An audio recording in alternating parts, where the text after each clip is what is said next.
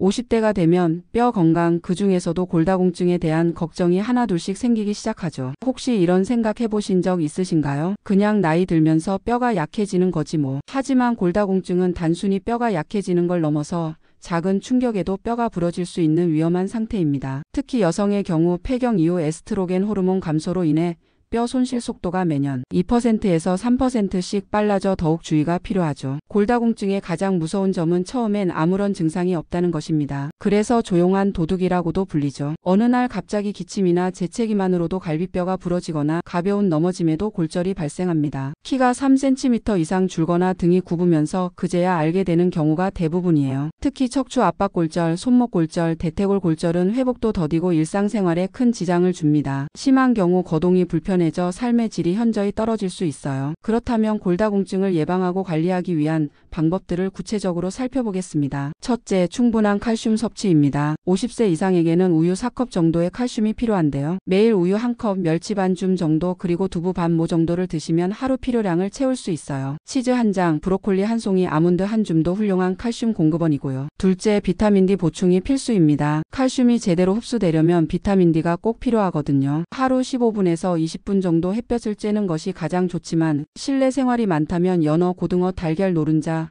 비타민 D 강화 우유나 보충제를 활용하세요. 셋째, 마그네슘과 비타민 K도 중요합니다. 마그네슘은 칼슘 흡수를 돕고 비타민 K는 뼈 단백질 합성에 필요해요. 시금치, 케일 같은 잎채소, 아몬드, 호두 같은 견과류, 현미, 키노아 같은 통곡물에 풍부하게 들어 있습니다. 넷째, 단백질 섭취도 놓치면 안 됩니다. 뼈의 30%는 단백질로 구성되어 있거든요. 매끼 손바닥 크기 정도의 생선이나 닭고기 또는 달걀 2개 정도의 단백질을 꾸준히 드시면 됩니다. 운동은 골다공증 예방의 핵심입니다. 중력을 이용한 체중 부하 운동이 특히 효과적인데요. 걷기, 조깅, 계단 오르기, 댄스, 테니스 같은 운동이 뼈 밀도를 높여줍니다. 또한 근력 운동도 중요해요. 아령이나 밴드를 이용한 운동을 주 2회에서 3회 한 번에 30분 정도 하시면 됩니다. 주의해야 할 음식과 습관들도 있습니다. 커피를 하루 종일 마시기보다는 오전에 2잔에서 3잔 정도로만 드시고 라면이나 김치 같은 짠 음식은 너무 자주 드시지 마세요. 콜라 같은 탄산 음료도 뼈 건강에는 좋지 않아요. 흡연은 뼈 형성을 억제하고 과도한 음주는 칼슘 흡수를 방해하므로 금연과 절주가 필요합니다. 골다공증 위험도를 확인하려면 골밀도 검사를 받아보세요. 50세 이후 여성은 2년마다,